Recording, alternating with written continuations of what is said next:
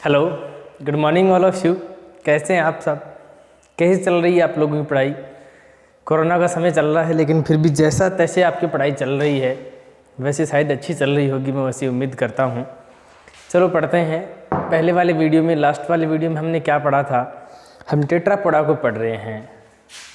तो 11th science bio और chapter number 4 चल रहा है। उसके हमने 15 वीडियो बना लिए थे, यानी 15 पार्ट। ये उसका 16वां पार्ट होगा शायद। हाँ, ये उसका 16 नंबर पार्ट है। एक बार मैं कंफर्म कर लेता हूँ।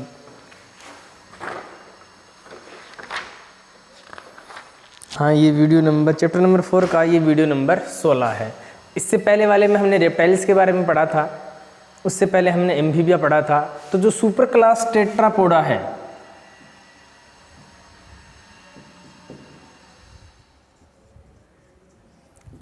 उसमें 4 पोर्शन थे।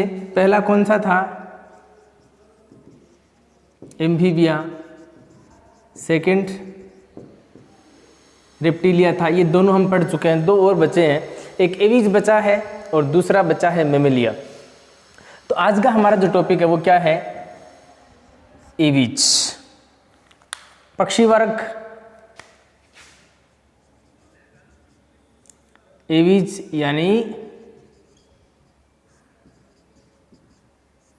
पक्षी वर्ग, ये हमारा आज का टॉपिक है, इसे हम पढ़ेंगे। टेट्रापोडा का ही एक क्लास है। टेट्रापोडा तो सुपर क्लास हो गई, तो ये इसकी क्लास हो गई। एवीज वर्ग की क्या विशेषता है? सारे उड़ने वाले हैं ना, फ्लाइंग। बट कुछ शर्तें हैं। सभी उड़ने वाले। कैसे? कशेरुक प्राणी ये है। अब सारे उड़ने वाले में मधुमक्खी और मक्खी भी उड़ती है, तितली भी उड़ती है। वो कहाँ हैं? वो आर्थ्रोपोडा संघ के हैं, तो वो तो उड़ते हैं। तो हम एवीज वर्ग के सेंस में ये नहीं कह सकते कि सारे उड़ने वाले जो पक्षी हैं वो एवीज वर्ग में शामिल किए गए। नहीं, उड़ने वाले वे ही पक्षी एवीज में हैं जिनमें नोटोकॉर्ड होगी, जिनमें कशेरुक दंड होगा, याद रखना। जिनमें रीढ़ की हड्डी होगी वे ही प्राणी एवीज में हैं। उड़ते हैं लेकिन कशेरुक दंड नहीं है। वो किस में शामिल है? वो नॉन कोडेट के आर्थ्रोपोडा संघ में शामिल हैं। तो एक बात ये याद रखनी है कि एवीज वर्ग में सारे क्या आते हैं? पक्षी आते हैं। और पक्षियों का जो अध्ययन है, पक्षियों का अध्ययन क्या कहलाता है? ऑर्निथोलॉजी कहलाता है।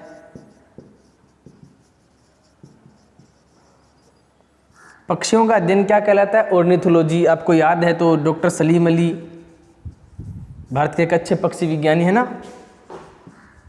पहले की क्लास में पढ़ा होगा सलीम अली के बारे में। तो पक्षियों के अध्ययन को हम क्या कहते हैं? ऑर्निथोलॉजी कहते हैं। सारे के सारे उड़ने वाले एनिमल जिनमें रीढ़ की हड्डी या कशेरुक दंड होगा वो एवीज में शामिल किए गए हैं। अब हम एक एक करके और लक्षणों के बारे में पढ़ते हैं कि एवीज वर्ग के जो लक्षण हैं वो क्या क्या हैं।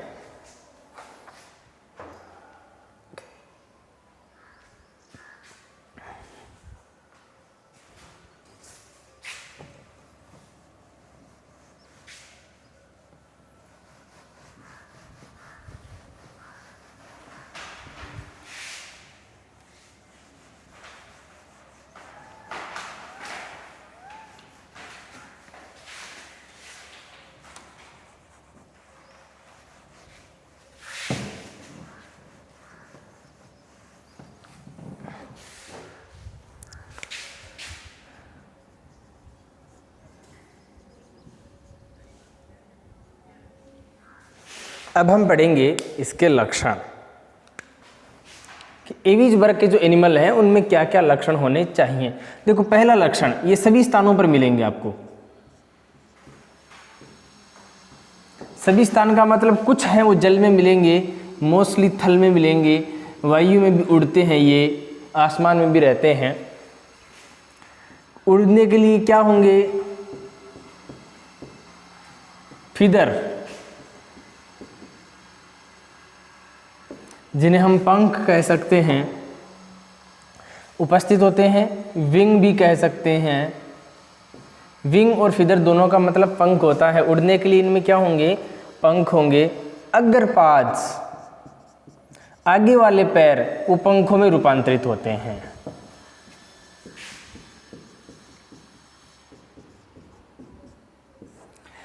पीछे वाले पैर से चलते हैं। देखा आप, जैसे सपोज आप मोर को देखिए, आप तोता को देखिए, आप चिड़िया को देखिए, कौवे को देखिए, वो सारे इसी के एनिमल हैं।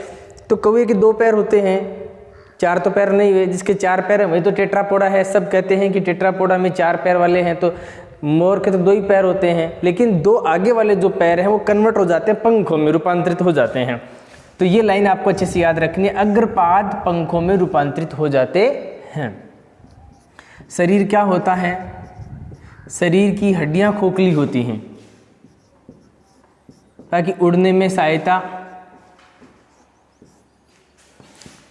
शरीर नौका के आकार का, नाव जैसा, तिकोना कह सकते हैं। इससे क्या होगी? उड़ने में सहायता होगी। ठीक है ना, ये कुछ इसके फीचर्स हैं। शरीर डिवाइड रहेगा किस में? सिर होगी, सिर होगा, गर्दन भी होगी, धड़ होगी और अंत में उसके क्या होगी? टाल, पुछ भी। तो शरीर में देखो क्या है? सर है, फिर गर्दन आएगी, फिर उसके बाद में बॉडी का पार्ट धड़, या फिर उसके बाद में क्या है? पूंछ है। तो 4 पार्ट्स शरीर इसमें इस प्रकार से डिवाइड होगा। त्वचा पर पिच का आवरण होगा, 2 जोड़ी पैर बताए हैं, उड़ने में सहायता।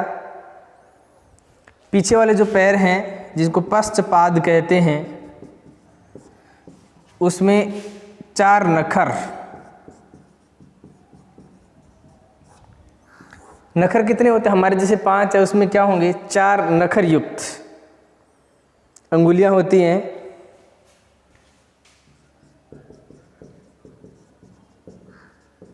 अंगुलियां जो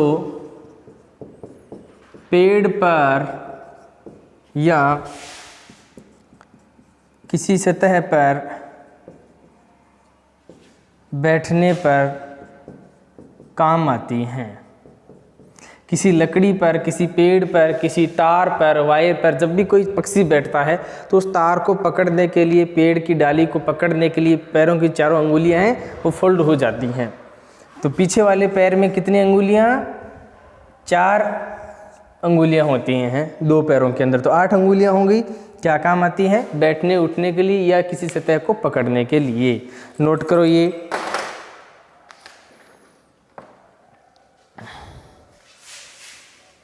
सल्क पाए जाते हैं पीछे वाले पैरों पर, ये भी हम पढ़ेंगे। पहले इसको मैं रफ कर दे रहा हूं एक बार।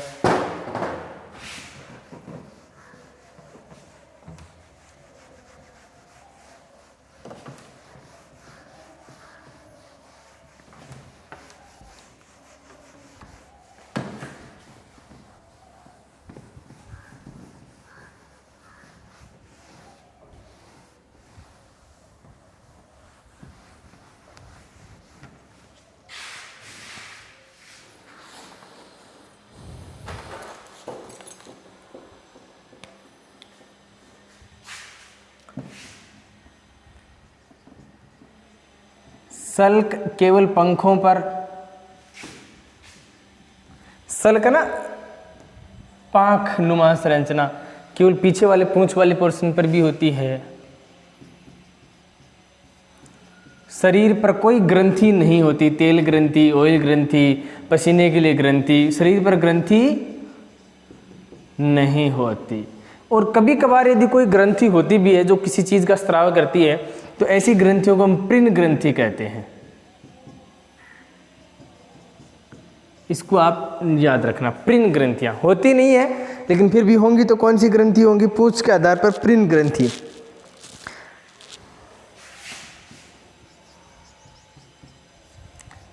अंतः कंकाल किसका बना होगा? मछलियों को छोड़कर सभी का अंतः कंकाल अस्थियों का ही बना होता है।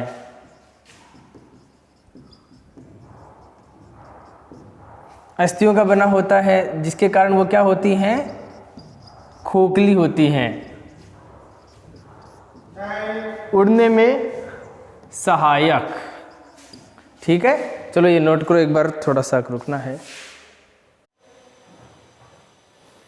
हाँ, तो अपन पढ़ रहे थे अंत्य कंकाल किसका, अस्थियों का बना होता है, जो जिसके कारण ये खोखला रखता है इसको, तो उड़ने में क्या होती है, सहायता मिलती है। इसके आगे के इसके जो लक्षण है उसमें मेन लक्षण ये रहेगा कि बाह्यकरण होते हैं, बाह्यकरण उपस्थित, लेकिन कर्ण पल्लव नहीं होते।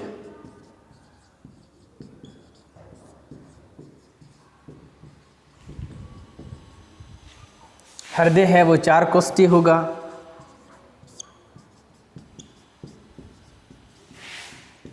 वही बात 2 अलिंद और 2 नीले से।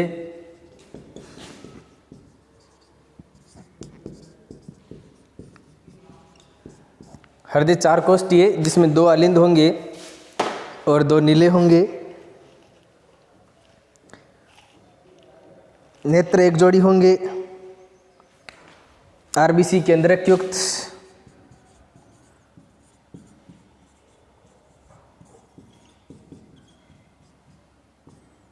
आरबीसी केंद्रक युक्त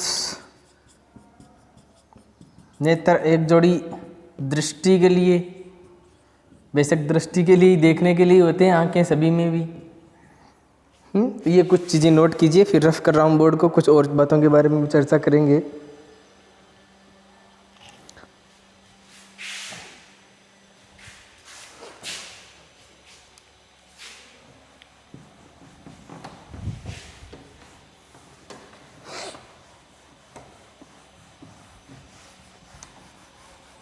श्वसन किसकी, रेस्पिरेशन होगा लंग्स के द्वारा, फेफड़ों के द्वारा।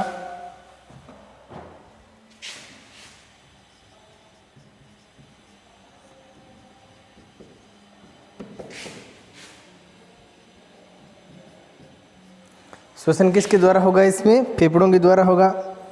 उत्सर्जन के लिए वृक्क पाए जाते हैं।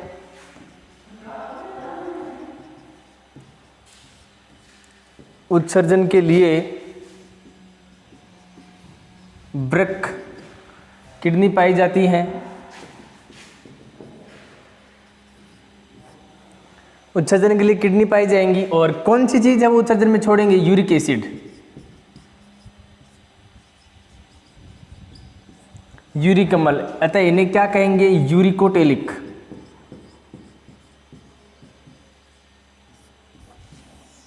याद रखना ये यूरिकोटेलिक है क्योंकि यूरिक अम्ल का सीक्रेशन करते हैं। मेटानेफ्रिक प्रकार का मूत्राशय से नहीं होता, ये मेटानेफ्रिक प्रकार का लिख सकते हैं।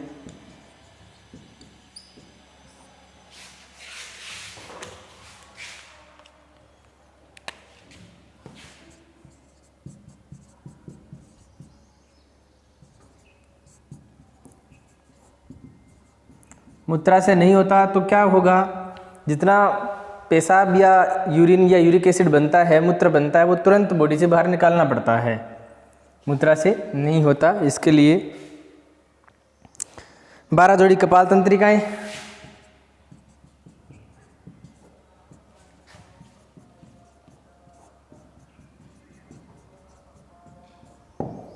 बारह जोड़ी इसमें कपाल तंत्रिकाएं पाई जाती हैं। एक लिंगी होते हैं। सारे के सारे जंतु क्या होंगे, एक लिंगी होगा। तो जनन कैसा करेंगे, लैंगिक करेंगे। अंडे भी देते हैं, बच्चे उत्पन्न भी करते हैं अंडों से। मोस्ट ऑफ अंडज ही होते हैं अंडे देने वाले, जिनको ओविपेरस कहते हैं। अंडे देते हैं, अंडे से बच्चे निकलते हैं। देखा होगा अपनी चिड़िया के वगैरह वगैरह जो सब है। निषेचन आंतरिक होगा।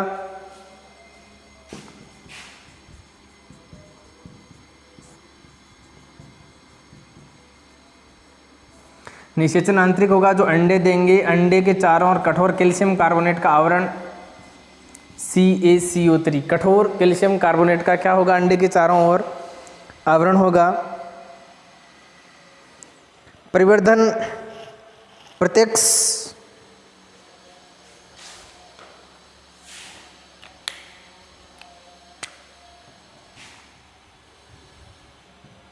परिवर्धन कैसा होगा?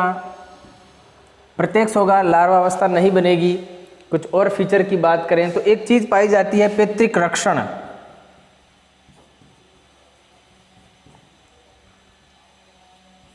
पैतृक रक्षण का क्या मतलब है? पेरेंटल सेविंग कह सकते हैं, पेरेंटल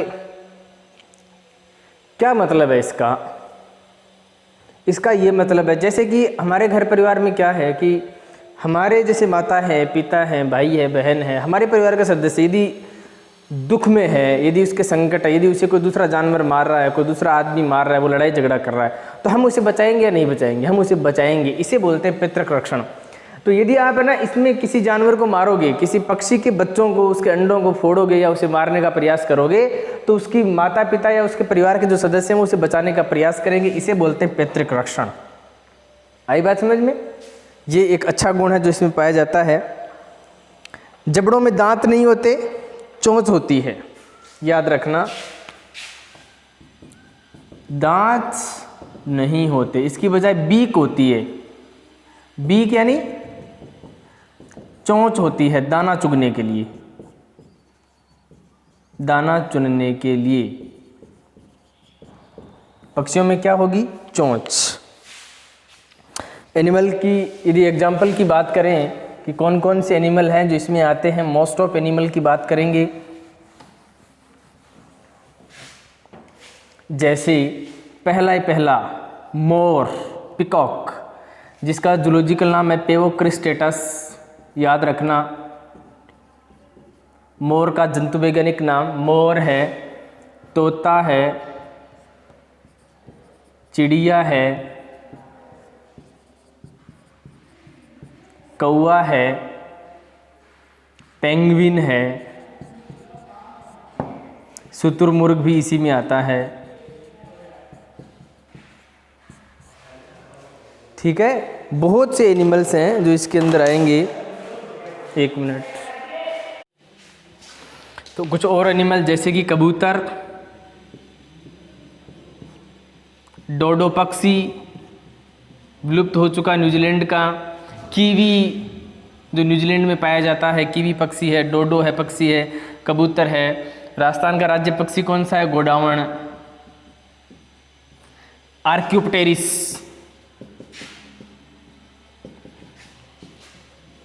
10th क्लास में पढ़ा होगा, जीवाश्म के रूप में होता था ना ये एक आर्क्योप्टेरिक्स। तो बहुत सारे एनिमल ये है। मुर्गी, मुर्गा है, मुर्गी है, वो भी इसी का। तो ये मोस्ट ऑफ द एनिमल हैं एवीज के, नोट कीजिए। वर्गीकरण दो प्रकार से होगा इसका।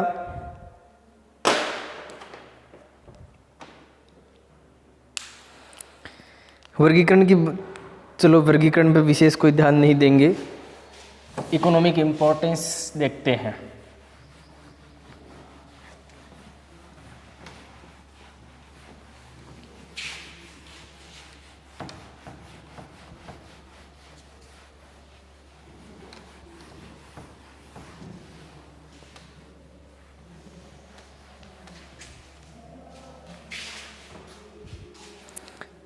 वर्गीकरण देखें तो आर्की ऑर्निथीज और नियो ऑर्निथीज।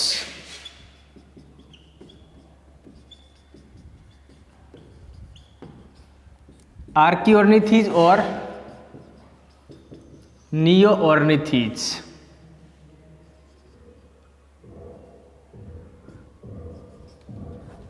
ये दो वर्ग हैं। इसके उपवर्ग की यदि हम बात करें, आर्की ऑर्निथीज, इसमें आर्क्योप्टेरिक्स आएगा, केवल और केवल Archaeopteryx,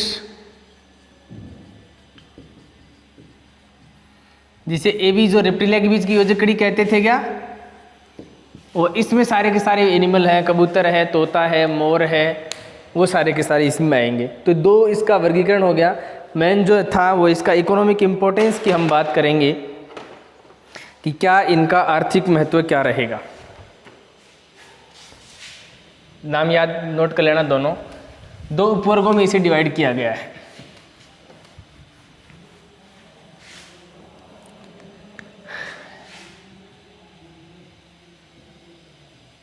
economic importance of aves. पक्षियों का आर्थिक महत्व क्या है? पहले हम लाभदायक महत्व की बात करेंगे। तो लाभदायक महत्व में पहला भोजन के लिए कैसे महत्वों की बात कर रहे हैं? लाभदायक महत्व में भोजन के रूप में कौन कौन से एनिमल हैं जिससे हम भोजन प्राप्त कर सकते हैं? तो सबसे पहला तो मुर्गा है। मुर्गा की दोनों चीज़ हैं, एक तो उनका मुर्गे का मांस लोग खाते हैं और दूसरे मुर्गे के अंडे। ये दोनों ही भोज्य पदार्थ प्रोटीन्स के कारण, प्रोटीन की मात्रा ज़्यादा होने के कारण लोग मुर्गियां जो हैं उनके, चलो मुर्गी ही लिख लेते हैं यहाँ, मुर्गी के मांस और अंडे दोनों को खाते हैं क्योंकि प्रोटीन की मात्रा क्या होती है? बहुत ज़्यादा होती है। कार्बोहाइड्रेट, विटामिन और बहुत प्रकार के एंजाइम भी पाए जाते हैं, जैसे कि बतख है, बतख को भी लोग खाते हैं, डक, बटेर, कबूतर, इनको भी लोग मारकर खा जाते हैं मीट के लिए। तो भोजन के रूप में तो बड़ा इंपॉर्टेंट है। बहुत सारे एनिमल हैं जिसके अंडे हैं।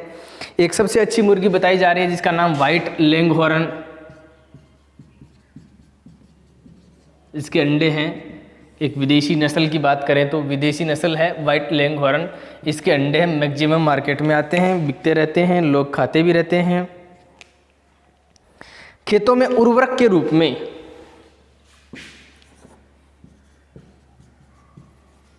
उर्वरक के रूप में कैसे? फर्टिलाइजर के लिए हम बात करें तो देखो, पक्षियों की जो बीट होती है ना, पक्षियों की बीट या यूं कह सकते हैं कि पक्षियों का मल, इसमें नाइट्रोजन, फास्फोरस और पोटेशियम की मात्रा ज़्यादा होती है। नाइट्रोजन, फास्फोरस और पोटेशियम की मात्रा ज़्यादा होती है, इसलिए ये एक अच्छी उर्वरक का काम करता है। तो जैसे कि मुर्गी है ना, जहाँ पर मुर्गी रखते हैं, मुर्गी पालन जो लोग करते हैं, वहाँ से लोग खाद को खरीदते हैं, मुर्गियों की बीट को खरीदते हैं और जहाँ सब्जी बोते हैं वहाँ पर डालते हैं, क्योंकि मोस्ट ऑफ द इसमें नाइट्रोजन पाया जाता है। तो एक अच्छी प्रकार की प्राकृतिक खाद है, तो इसे उर्वरक के रूप में भी काम में लेते हैं, जिससे फसल के उत्पादन में वृद्धि होती है। तो एक अच्छा फर्टिलाइजर के रूप में भी इसको काम में लेते हैं। तीसरा जो रहेगा वो परागण है। परागण कहते हैं पॉलिनेशन को। और पॉलिनेशन क्या है? देखो, फ्लावर्स के अंदर है ना, फल कब बनते हैं, बीज कब बनते हैं? जब एक पुष्प के परागकण दूसरे पुष्प में जाते हैं, नर और मादा के मिलते हैं, तो फूलों में एक फूल के जो नर वाला पोर्शन है वो दूसरे मादा पर कब जाएगा? अपने आप तो नहीं जाएगा ना, पक्षी लेकर जाते हैं, हवा में भी उड़ते हैं। तो एक पक्षी यदि किसी फूल पर बैठ जाता है तो परागकण उसके चिपक जाते हैं, वो जाकर दूसरे प्लांट पर बैठेगा, तो परागकणों का आदान प्रदान हुआ कि नहीं हुआ? इसे परागण कहते हैं। परागकण अलग चीज है, परागकण छोटे छोटे कण होते हैं। ये अभी इसी मतलब 11वीं क्लास में जब आप आगे पढ़ोगे तो सारी चीज़ों का नॉलेज होगा। परागकणों को एक स्थान से दूसरे स्थान पर ले जाने की क्रिया परागण कहलाती है। ऐसा कौन करते हैं? चिड़िया है या तोते हैं, एक पुष्प से दूसरे पुष्प पर जाएंगे तो परागण की क्रिया होगी। सजावट और उद्योग के रूप में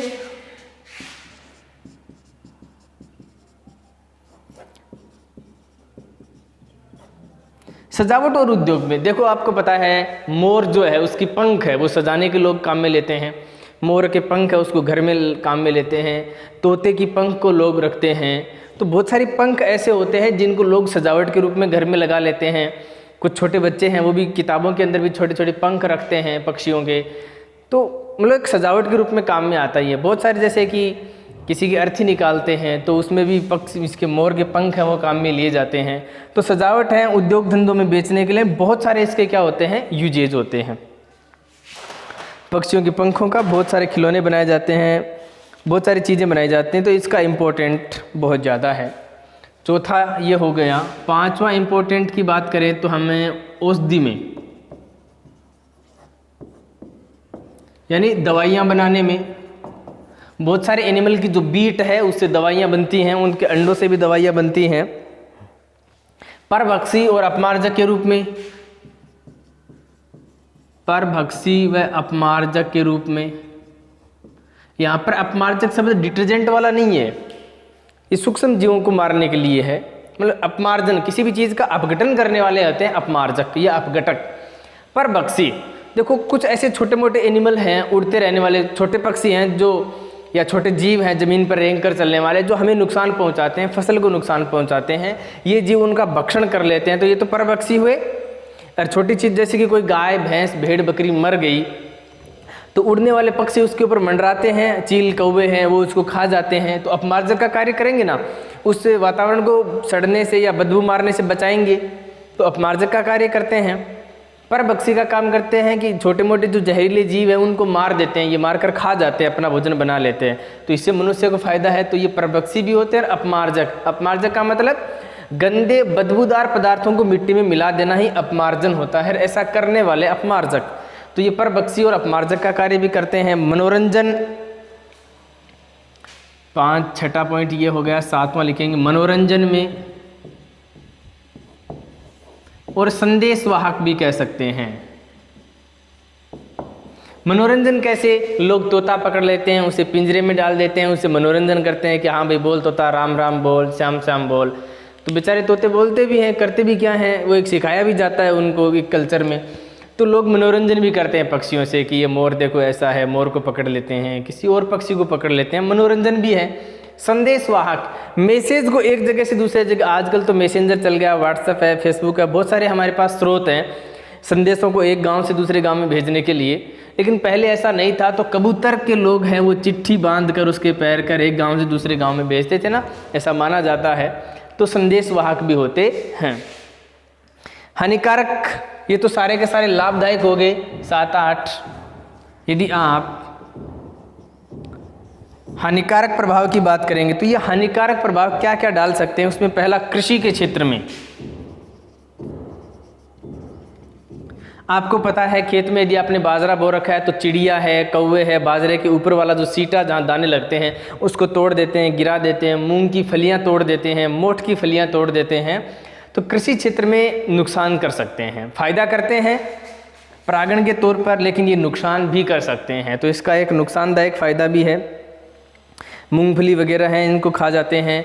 या एक और, जैसे कि आपने घर में क्या है बोरी भर कर रख दी अनाज की, तो फिर वहाँ पर चिड़ियाँ हैं वो अपनी चोंच से उसके अंदर छेद कर देते हैं। रोग का प्रसार, तो ये पहला। और दूसरा, पक्षी हैं वो रोग को फैला देते हैं पूरे पर्यावरण में, वातावरण में। यदि किसी एक आदमी के एक जगह रोग है तो पक्षी वहाँ पर बैठते हैं तो उनके पैरों के, उनके पंखों के वो रोग के कण लग जाते हैं, वे उड़कर दूसरे गांव, दूसरे स्थान पर जाते हैं, तो फिर वही रोग वहाँ हो जाता है। तो रोग का प्रचार प्रसार भी करते हैं, ये एक अच्छी बात नहीं, एक नुकसानदायक है। अनाज को खराब करने में, फल, तीसरा पॉइंट जो होगा, फल व अनाज खराब करने में। अच्छा, आपने क्या अपने घर के अंदर मतीरे की बेल लगा रखी है, ककड़ी की बेल लगा रखी है, बहुत सारे आपने फ्रूट लगा रखे हैं, तो पक्षी आते हैं उस पर चोंच दे देते हैं, तो उससे वो फल खराब हो जाता है ना, दूषित हो जाता है। तो फल और अनाज को भी खराब करने का काम करते हैं ये। तो ये कुछ नुकसानदायक महत्व है, ये कुछ लाभदायक महत्व है। एवीज वर्ग को हमने कम्प्लीटली आज हम पढ़ा है, तो आप इसके अच्छे से नोट्स बनाइए। एवीज वर्ग, पक्षी वर्ग, और इसके पूरे अच्छे महत्व को देखिए, इसके लक्षण देखिए। आर्थिक, ये लाभदायक और नुकसानदायक दोनों महत्व हैं। अच्छे से आप इसके नोट्स बनाइए और पढ़ाई अच्छे से करते रहिए। Best of luck. कल की क्लास में हम पढ़ेंगे मेमेलिया के बारे में। Thank you.